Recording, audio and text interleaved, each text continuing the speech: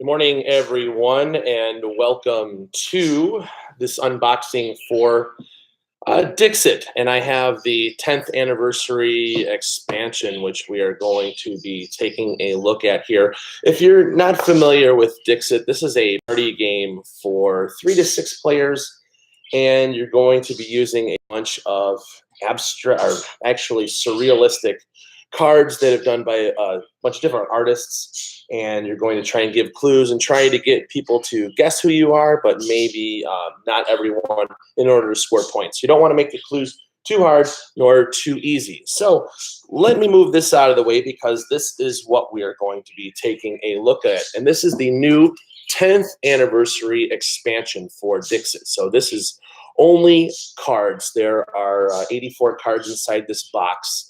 And let me pop the shrink off of this so that we can not have so much glare from the light. And so for those of you who are joining me, I am normally at work today, on a day like today, but we have extreme frigid temperatures outside. I think right now we have a wind chill of about 60 below. And so the company that I work for has shut us down. So I am at home. I decided, hey, let's do something fun. So anyways, here we are, 10th anniversary expansion for Dixit. And the first thing that I want to show off is there is some gold foil on the cover of the box and a little bit of information about this particular expansion. Now, over the years, Dixit has come out with several other expansions. I have a few of the other ones here. We have Revelations and Harmonies. These are the two previous ones to the 10th anniversary, and each one is done by their own artist. So one artist covers all the art, and they all flavor, unique story. They have different styles of artwork to them. This one has taken now a collection of artwork from all of the artists in the previous expansions. And so everybody that's contributed and stuff previously is contributed to this. And these are all new cards. This is not a best of. So just wanted to let you know these are all new cards. So anyways, as we open up the box, you can see inside that we are going to have just a simple multi-language book that explains what the cards say. It says, have even more fun with the addition of Dixit Anniversary. Use the cards from the Dixit base game or those in the expansion. You can mix the two. The game ends when one or more players reaches 30 points on the scoring track. So that's what that says. And here we have the cards. We have two separate packs. There's 84 cards in total. So let me set this off to the side and we'll take a look at these. I'm excited to take a look at them. I saw if you go to the Libellude website, there's actually a PDF that you could take a look at all of the artwork on the cards. So here, we'll set them down. We'll take a look at the cards that are here. Card stock is pretty good. I know that one of the early expansions, I think it was Quest. In my impression, the cards were on the flimsy side, but these seem to be better and standard fare like some of the previous expansions. So I'm not really sure which of the artists have contributed these, but you're going to see some different styles and themes. So we'll take a look and we'll just go through some of the cards here. So we have some animals here: lions, foxes, and seems to be more animals. We've got things with bird heads. We have a goose down at the bottom. Nice use of blues and grays too, I've noticed already in some of the cards. So you can see here some of the different styles. Here we go back with the yellows, with the suns, and so far we haven't really seen anything really, really bright. So these tend to be a little bit more subdued, more like the Daydreams expansion and even the Harmonies. So you can see some of the cards that are here. It's kind of cool. Got another one coming out of a pot. So again, here we're seeing a lot more of the earth tones, blues and grays in this one. Here we're starting to get a little bit of pop of color with the red.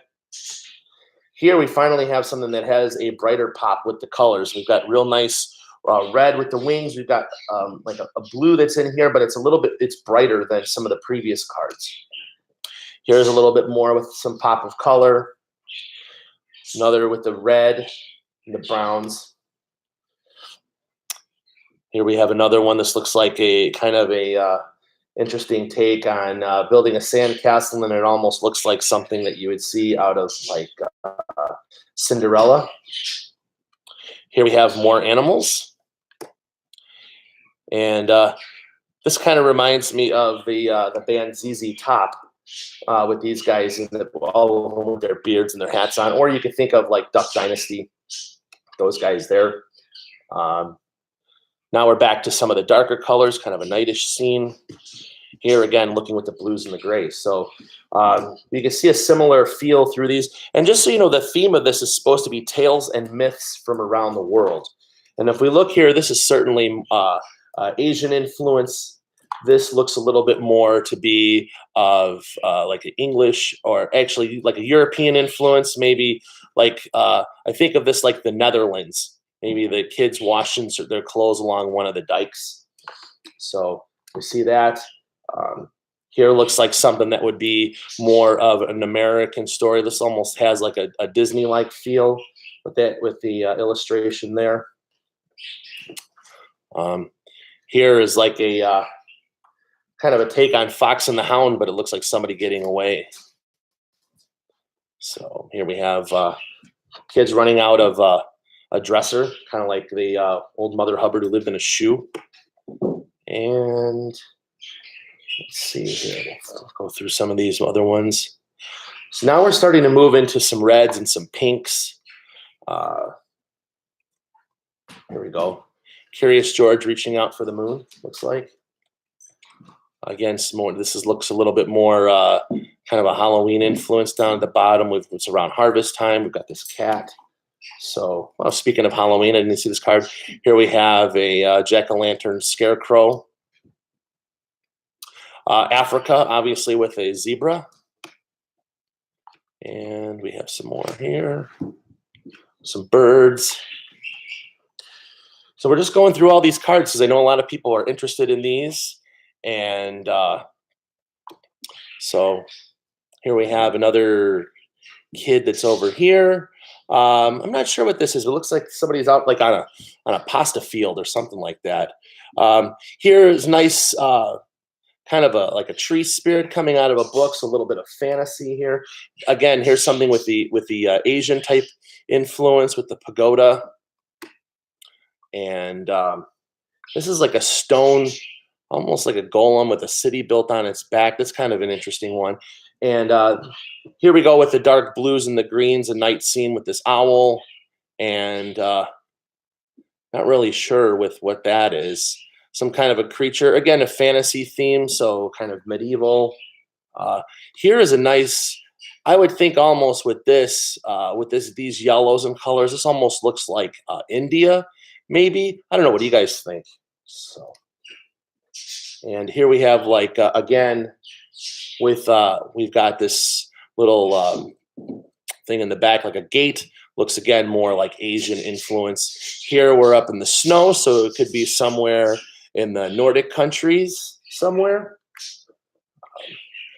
Got a little tree spirit, and here we have a little bit of everything. Looks like a Mongolian person. Here's looks like people from around the world. So it is, the cards are sticking with the theme. So that's one of the decks. Here's the second one. Let's pop this one open. We'll continue to take a look at these here. So now we're starting to get a little bit in the brighter colors. This particular first deck looked to be a lot mostly kind of subdued artwork, a lot more earth tones. It wasn't really, really bright like some of the other ones. This now it looks like we're getting into some brighter colors here. This is here. This one's pretty cool. I like this one. Looks like lots of different things that you can use for clues. But if you also notice some of the similarities in some of these cards, could be a tricky expansion to play with, could make it kind of challenging. Here's something again that, if we look at that, has a little bit of almost like a Native American influence, but also looks Indian. So it's interesting how this particular one comes across with the theme for it. Here we have more. This would be here. This is for my friend Mark O'Reilly over in England. Look, it's tea time. And here's a night scene. Again, this looks like India down at the bottom with the little castles on the hill and a tiger. Let's go through these here. Looks almost like Tinkerbell coming out of a mirror there. And we've got more eyes. This one. Oops, skipped one here. And this. Here we go. Eskimos. Good to see representation of our friends way up where it's cold. Also have a mermaid there. It's kind of interesting.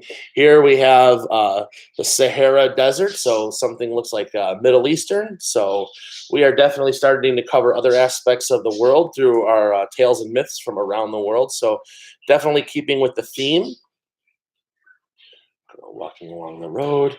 Another girl walking. See, now if you had both of these cards come out and somebody gave you a clue, that's going to be really, really, really challenging. So there's some similarities here. This would definitely make it really, really hard, especially if you said, let's go for a stroll, or something like that. So anyways, Daniel, there are 84 cards in the expansion. Just wanted to let you know that. Thanks for asking.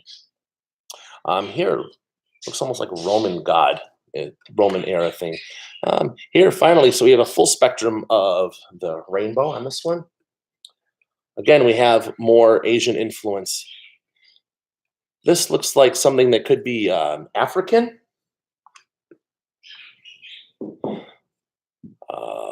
That's kind of creepy with all those bugs and rodents and stuff like that. Looks like something that you'd see in a desert somewhere. There you go. Another kimono, girl in a kimono. Here we have a little bird.